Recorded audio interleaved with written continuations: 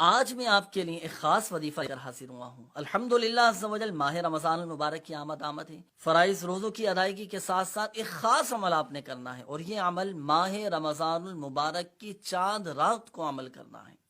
اور جی ہاں، یہ عمل ایسا ہے کہ سال میں ایک ہی دفعہ یہ عمل کیا جاتا ہے، اور اس عمل کی خاصیت یہ ہے، اس عمل کی برکت یہ ہے کہ پورا سال انشاءاللہ عز و جل آپ کے رزق میں، جی ہاں، آپ کے رزق میں برکت رہے گی۔ اور برکت کیسی رہے گی؟ اللہ تبارک و تعالی آپ کے رزق میں کیسی برکت عطا فرمائے گا؟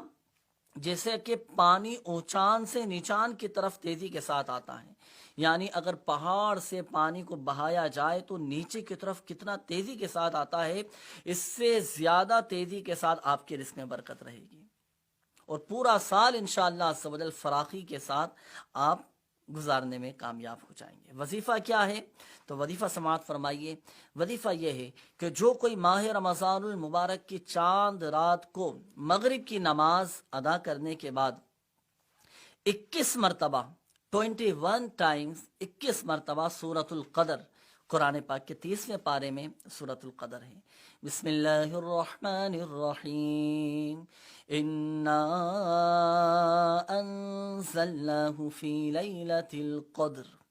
یہ سورۃ القدر مکمل 21 مرتبہ اول و آخر درود پاک کے ساتھ پڑھیں، اللہ پاک کی رحمت سے انشاءاللہ عز و جل آپ کے رزق میں برکت رہے گی۔ آپ نے وظیفہ سماعت فرمایا، تو جب آپ ماہ رمضان المبارک کی چاند رات کو اس وظیفے پر عمل کرنے لگے تو چند احتیاطوں کو ضرور پیش نظر رکھیے گا۔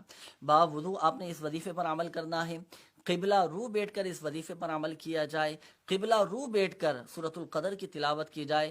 اسی طرح جب آپ اس وظیفے کو پڑھنے لگیں تو زبانی بھی پڑھا جا سکتا ہے، لیکن بہتر یہ ہے کہ قرآن پاک کھول کر، قرآن پاک ہاتھ میں لے کر پھر آپ سورۃ القدر کی تلاوت کیجئے، تو قرآن پاک دیکھنے کا بھی ثواب ملے گا، قرآن پاک چھونے کا بھی ثواب ملے گا۔ اور ایک بات اور ذہن نشین فرما لیجئے، وظیفہ شروع کرنے سے قبل صدقہ ضرور دے دیجئے گا، انشاءاللہ عز و جل اس کی بھی آپ کو خوب برکتیں حاصل ہوں گی۔